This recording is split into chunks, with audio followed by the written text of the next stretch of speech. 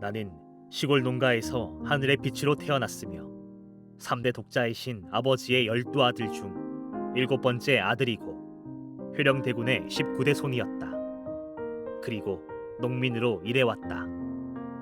일제강점기 때 소학교를 졸업하였고 이후 서울 용산에서 성화 전문학교를 다니던 중 6.25 전쟁으로 공부를 마치지 못하고 군에 입대하였다. 우리 형제들은 군인과 군속이 되어 군 생활을 하였다. 나는 최전방 전투병으로 싸우다가 제대한 후 우리가 살던 서울 집에 찾아가 봤으나 그곳에는 이미 다른 사람이 살고 있어 되찾을 수가 없었다. 집 두 채가 6.25 전쟁으로 없어진 것이다. 이것이 그 당시의 현실이었다. 군에서 제대한 후 시골 농가에서 농민으로서 일을 하였다. 나는 6.25 전쟁 때 최전방 특수부대 전투병으로 참전했는데 전쟁 중에 살아나온 것이 감사했다. 나는 어릴 때 할아버지와 매일 마당 가운데 서서 할아버지의 두루마기 자락을 잡고 기도했던 것이 생각나서 시골 농가 농막 뒤에서 아침 저녁으로 하늘의 하나님께 기도하였다. 하나, 할아버지와 나는 세상의 어떤 종교에도 속하지 않았다. 어려서부터 낮이나 밤이나 항시 하늘에 나와 함께하는 별 하나가 있었다. 어느 날 기도하던 중 크고 밝은 별이 내 앞에 나타났다. 그 별은 바라볼 수 없을 정도로 밝았다. 나는 너무 당황해서 어쩔 줄 몰라 방으로 달려가 주무시는 아버지를 깨웠다. 아버지, 별이 왔어요. 큰 별이 왔어요. 그러자 아버지께서 나와 보시고 크게 놀라시며 우리나라에 큰 인재가 나타날 징조라고 하셨다. 이 별은 3일 밤 동안 내가 기도하는 곳에 나타났고 결국은 이 별의 인도로 하나님과 피로 약속하고 신앙을 하게 되었다. 나는 산상에 올라가 내 손발의 피로 하나님께 충효 맹세를 하고 신앙을 시작하였다. 그리고 하늘의 지시에 따라 과천의 장막 성전으로 찾아가 그곳에서 봉사를 하였다. 이후 어떤 사정이 생겨 귀향하여 7년간 새마을 운동 일을 하였는데 그러던 어느 날 하늘로부터 오시는 흰 빛의 영인인 예수님을 만났고 나는 그 빛과 두려움에 그 앞에 엎드러졌다. 예수님이 내 앞에 오사 나를 일으켜 머리에 손을 얹고 하시는 말씀을 듣고 다시 과천에 와서 신앙을 하였다. 내가 보고 들은 것을 증거하기 위해 전국에 집회를 열었고 이를 듣고 많은 사람, 곧 신앙인들이 모여왔다. 해서 하늘의 계시와 성경의 약속대로 12지파를 창설하였다. 이 일 후 또 나는 하늘의 뜻에 따라 하늘문화 세계평화광복을 설립하여 외교부의 비영리 법인 규칙에 따라 서울시에 등록하고 유엔에도 등록하였으며 국경도 인종도 종교도 초월하여 세계적 평화운동을 하였다. 각국 전 현직 대통령들, 대법원장들, 국회의장들, 대학 총장들을 만나 평화협약서에 서명을 받았고 이들을 ACWPL의 평화자문위원으로 추대하였으며 또 세계 각국의 종교 지도자들, 각국 각 단체장들, 언론 보도진들을 만나 이들을 ACWPL의 평화홍보대사로 추대하였다. 나는 한국과 세계 각국의 ACWPL의 평화지부를 창설하였고 국제청년평화그룹과 세계여성평화그룹을 ACWPL의 두 날개로 삼아 평화활동을 하였다.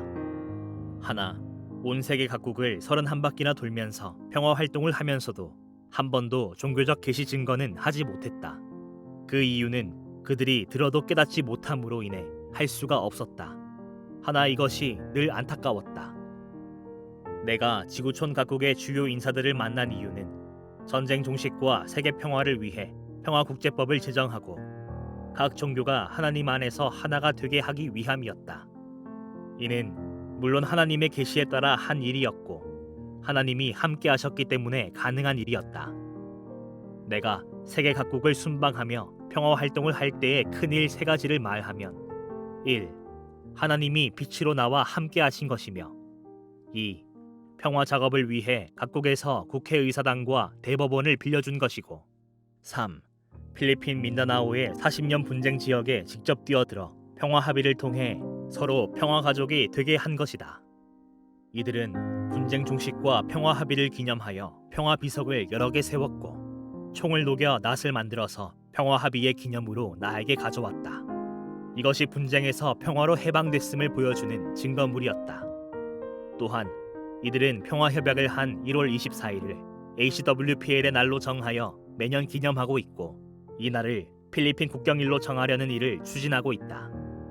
정부도 군대도 법으로도 해결할 수 없었던 40년 분쟁으로 12만 명이 희생된 곳이 협의를 통해 평화가 회복되었다.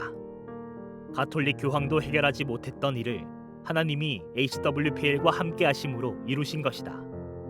불과 한두 시간 만에 평화적인 대화를 통해 이 일을 하셨으니 하나님 외에 누가 할 수 있겠는가? 나는 평화의 일을 위해 각국을 순방할 때마다 모세같이 먼저 하나님과 약속을 하고서 출발하였다.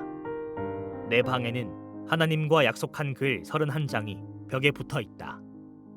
하나님은 창세로부터 시대마다 사람과 항시 언약을 하셨다. 창조주 하나님은 피조물 중 한 천사장이 배도함으로 된 악신과 배도한 사람의 죄 때문에 이 세상에서 떠나가셨다.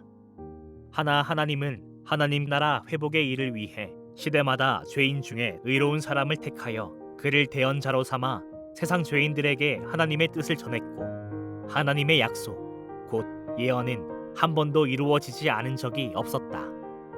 그 옛날 아담과의 예언도, 노아와 롯데의 예언과 계시도, 아브라함과의 예언과 계시도, 모세와 여호수아와의 예언과 계시도, 구약 선지자들과의 예언과 대화와 지시들도 다 이루셨다. 하나님은 그들과 함께 하셨으며 그들에게 지시하셨다.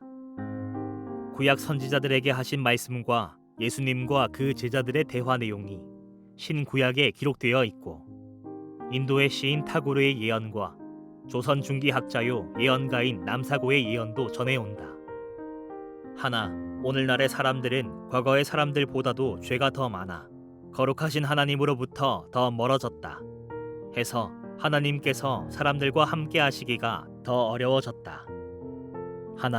하나님과 예수님은 신약에 예언한 것을 그대로 이루셨고, 약속한 목자도 나타내셨다. 듣고 본대로 증거하는 대언의 목자의 말은 곧 보내신 자의 말이다. 지금 이 시대의 목자들에게 묻는다. 왜 여러분들은 옛날 선지자들 같이 하늘의 하나님의 계시를 받지 못하는가? 왜 새언약 계시록의 실체들을 보지 못했음에도 이거다 저거다라며 거짓말을 지어내어 책을 만들어 파는가? 새언약 계시록은 하나님의 천국 비밀이며 하나님이 기록하시고 7인으로 봉하여 그 오른손에 가지고 계셨기에 천상천하 그 누구도 알 자가 없었다. 이 계시록은 하나님이 마지막 역사로 이루실 내용이 기록되어 있는 비밀의 책이다. 이 책의 내용을 하나님께 받지도 않고 지시받음도 없이 자의적인 거짓말을 증거하는 자는 죽임을 당할 것이다. 하나님의 오른손에 있었던 이 책은 오늘날 하나님이 세상을 이기신 예수님께 주셨고, 예수님은 이 책을 받아 7인을 계시록 6장 8장에서 다 떼시고 기록된 것을 다 이루셨다. 그리고 이 책의 약속을 이룰 때 계시록 전장 사건의 실체들을 다 본 약속의 목자에게 이 열린 책을 먹게 하시고 그 보고 들은 것을 교회들에게 다 전하게 하셨다 해서 약속의 목자는 그 보고 들은 실체들을 12 제자들을 통해 온 세계에 증거하였다. 이를 듣지 못했는가? 들었다면 왜 믿지 않는가? 그래도 믿는 자라 할 수 있겠으며 목자라 할 수 있겠는가?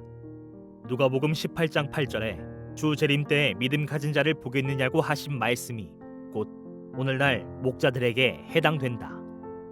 신천지 예수교 증거장막 성전 12지파는 보고 들은 바와 같이 신약 계시록을 통달하였다. 오늘날 이를 믿지도 알지도 못하는 한국 목자들이 신천지를 이단이라 하였는데 지금도 이단이라 할 수 있겠는가? 누가 이단이고 누가 참단인지는 신약 계시록으로 시험을 쳐보면 알 것이다. 지금은 계시록의 예언이 성취된 실상의 때이다. 때가 때인 만큼 이제는 거짓 증거를 그만해야 한다. 신천지 12지파의 지파장들과 각 센터 강사들과 각 교회 담임 강사들이 계시록 전장의 예언과 그 실체와 천국 비밀 비유와 그 실상과 구약과 신약의 장별 계시 증거를 육하 원칙에 입각하여 온 세상에 증거하였고 이를 모두 녹화해 두었으리라 생각한다. 이제는 실상 확인만 남아있을 것이다. 누구든지 신천지가 증거한 계시 말씀 중 잘못 증거한 것이 있으면 성경으로 지적하라고 하였다. 신약 성경에서 귀한 것은 예언이 이루어진 것이며 약속의 나라 12지파를 창설한 것이다. 이는 구약의 예언대로 초림 예수님이 뿌린 씨에 익은 열매를 추수하고 잉쳐서 12지파를 창조한 것이다. 이 12지파는 영원히 하나님과 예수님과 천사들과 순교의 영들과 하나 되어 함께 천국에서 살게 된다. 이들은 하나님의 씨로 난 하나님의 아들이며 하나님의 가족이다. 초림 때 뿌려진 두 가지 씨는 하나님의 씨와 마귀의 씨이다. 마귀의 씨로 난 자들, 곧 추수되지 못한 자들이 하나님의 씨로 난 자들을 핍박했다. 하나 추수되지 못한 자들의 결과는 지옥 불못이다. 핍박받은 신천지 12지파는 하나님의 씨로 난 하나님의 아들들이다. 이곳에 천국과 하나님이 임해 오심으로 이때부터 영생이 시작된다. 이것이 새 언약이다. 아멘.